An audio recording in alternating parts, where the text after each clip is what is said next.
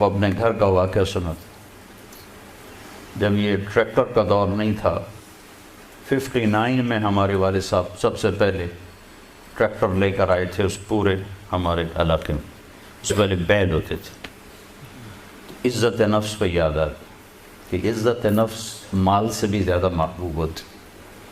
ایک ہمارے بیل نے چارہ کھانا چھوڑ دیا، ٹھیک ٹھاک بیل. تو ہمارے والد صاحب نے ڈاکٹر بلوایا، اس نے وہ ٹیکا ویکا لگایا، لیکن اس نے پھر بھی نہیں کھایا. تو ایک ہماری برادری کا دیسی حکیم تھا، اس کے پاس اس زمانے میں راستے ہوتے نہیں تھے، تو والد صاحب نے گھوڑے پر نوکر کو بھیجا جو اس کو اٹھا کے لایا. اس نے بیل کو دیکھا، کہنے لگا میاں صاحب اس کو پٹھے کون ڈالتا ہے چارہ؟ کہا جی یہ ہے ہمارا کسائی، دتو کسائی، اللہ دیتا نام تھا، دتو کیا کہتے ہیں، دتو کسائی. بولے اس کو بیل کے آگے بٹھایا اور جوتا اتارا اور 5 سال جوتے اس کے سر میں مارے. پھر کہنے لگا اب چارہ ڈالو. جب چارہ ڈالا تو وہ بیل کھانے لگا. یہ میرے گھر کا واقعہ ہے، کوئی سنایا نہیں. تو میرے والد صاحب حیران ہو کر کہنے لگے ایک ہی ہے.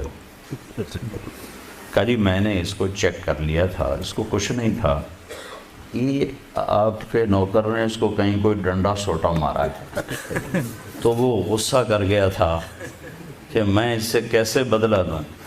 تو اس نے غصے میں کھانا چھوڑ دیا کہ میری عزت کو اس نے خراب کیا. اب اس کی آنکھوں کے سامنے 2-4 جوتے میں نے مارے تو وہ خوش ہو گیا.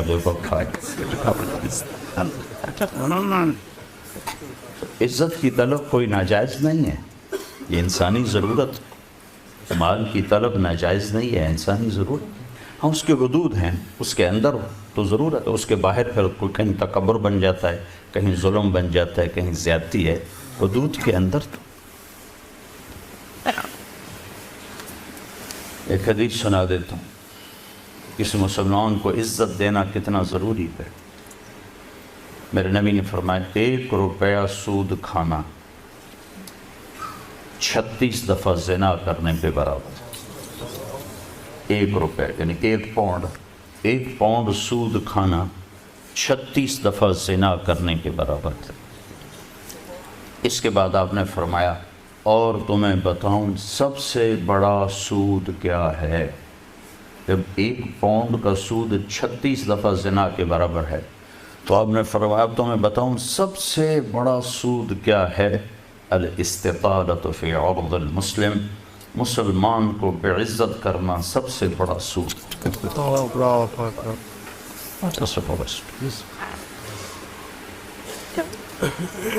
تو نوکر آپ کو پروٹوکول دیں گے، خوشی ہوگی، جنت سے بڑھ کے خوشی ہوگی. تو نوکر چلے جائیں گے، پھر اللہ کا اشارہ ہوگا، ٹک ٹک ٹک ٹک ٹک ٹک ٹک دروازے کھلیں گے تو اب فرشتے آئیں گے. والملائکۃ یدخلون علیہم من کل باب. اب یہ کروڑوں کی تعداد میں آئیں گے، کہیں گے سلام علیکم سلام علیکم سلام علیکم. چاروں طرف سے جب سلام ٹھوکیں گے کہیں گے بھائی تم نورانی مخلوق ہمیں سلام کیوں کر رہے ہو؟ کہیں گے بما صبرت، وہ جو آپ نے لندن میں صبر کی زندگی گزاری، یہ اس کے بدلے میں ہمیں اللہ نے کہا جاؤ سلام کریں. غفلت کے دیس میں آپ نے بیدار ہو کے زندگی گزاری، اندھیر نگری میں آپ نے اللہ کو سامنے رکھ کے زندگی گزاری. جب چاروں طرف شراب اور زنا عام تھا آپ نے اللہ سے ڈر کے زندگی گزاری. سلام سلام سلام. تو فرشتوں کے سلام ان کو ہوا میں اڑا دے گا. یہ میں پہلے دوبارہ کہہ رہا ہوں کہ عزت نفس، عزت کی طلب بہت بڑی طلب ہوتی ہے، مال سے بھی زیادہ، ڈگریوں سے بھی زیادہ. تو فرشتوں کا سلام انہیں ہوا میں اڑا. فرشتے ابھی وہ اس سلام کا مزہ لے رہے ہوں گے کہ فرشتوں نے سلام. اور آئیڈیل ہوم بتا رہا ہوں، آئیڈیل. تو ایک دم میرے رب کا عرش ایسے کھلے گا، ایک دم نور بھی نور چھا جائے. جب ایسے آنکھیں اٹھا کر دیکھیں گے واہ واہ واہ، اللہ سامنے ہوگا.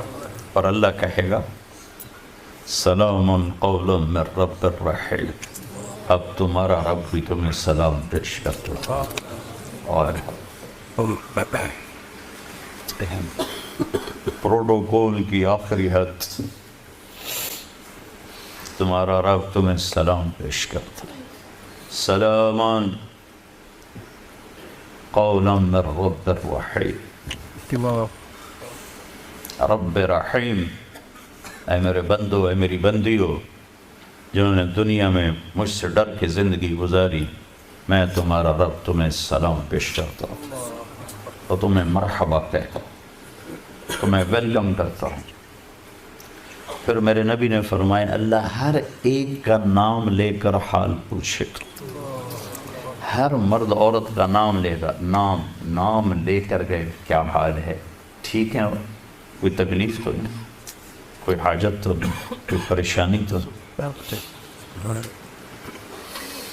تو جب یہ اللہ کو دیکھیں گے کہیں گے یا اللہ ہم تو تیری عبادت ہی نہ کر سکتے، ہمیں تو پتہ ہی نہیں تھا تو ایسے حسن و جمال والا ہے، کیا یہ ہو سکتا ہے کہ ہم تجھے ایک سجدہ کریں جیسے لندن میں کرتے تھے؟ یہ وہی کہہ سکیں گے جو نماز پڑھتے تھے، جو نہیں پڑھتے وہ کیسے کہہ سکیں گے؟ کیا یہ ہو سکتا ہے کہ ہم تمہیں ایک سجدہ کریں جیسے دنیا میں کرتے تھے؟ تو اللہ تعالیٰ فرمائیں گے میرے بندو اب پوزیشن بدل چکی ہو، حیثیت بدل چکی، حیثیت، پوزیشن، یا لبو کیسے کہ دنیا میں تم بندے تھے اور میں تمہارا مالک تھا، تم نوکر تھے اور میں مالک تھا، ٹھیک، تم ایمپلائی تھے، تمہاری زبان، تم میرے ملازم تھے اور میں تمہارا مالک تھا، تو تمہارے ذمے میری مان کے چلنا، میری عبادت کرنا، نمازیں پڑھنا، روزے رکھنا تمہارے ذمے تھا۔ اب جنت میں آ کے حیثیت بدل گئی ہے، اب تم مہمان ہو اور میں تمہارا میزبان ہوں۔ کیا ہوسٹ کہتے ہیں میزبان کو؟ تو اب تم میرے لیے مہمان ہو، میں تمہارا ہوسٹ ہوں، اور مہمان کو تکلیف نہیں دی جاتی، مہمان کو بٹھا کے کھلایا جاتا ہے، جاؤ کلو واشربو، کھاؤ پیو، ہنیئا، ہنیئا کا کیا مطلب ہے؟ کھاؤ، ہر لقمے کی لذت پہلے سے زیادہ پاؤ، کھاؤ، کھانے کے بعد پخانا کوئی نہیں، پیو، ہر گھونٹ کی لذت پہلے سے زیادہ پاؤ، پیو، پینے کے بعد پیشاب کوئی نہیں، بیماری کوئی نہیں۔ پھر پینے پلانے کی بھی 3 محفلیں قرآن نے بتائیں، کہ یہاں شراب نہ پیو، آپ کے یہاں عام ہے، اس لیے ہر دفعہ میں بتاتا ہوں کہ اللہ کرے آگے والی سوچ دل دماغ پہ چھائی رہے کہ یہاں میرا رب ہر اس چیز سے روکتا ہے جو انسانی وقار کو ختم کرنے والی اور انسانیت پہ داغ، تو یہاں کہتا شراب نہ پیو۔ آگے کیا ہوگا کہ وہاں تمہیں 3 مجلسیں دیکھنے کو ملیں گی، 3، ایک کون سی ہے؟ ان الابرار یشربون من کاس کان مزاجها کافورا، وہاں دیکھو گے نیک بندے بندیاں خود اپنے ہاتھوں سے ڈال کے پی رہے ہوں گے۔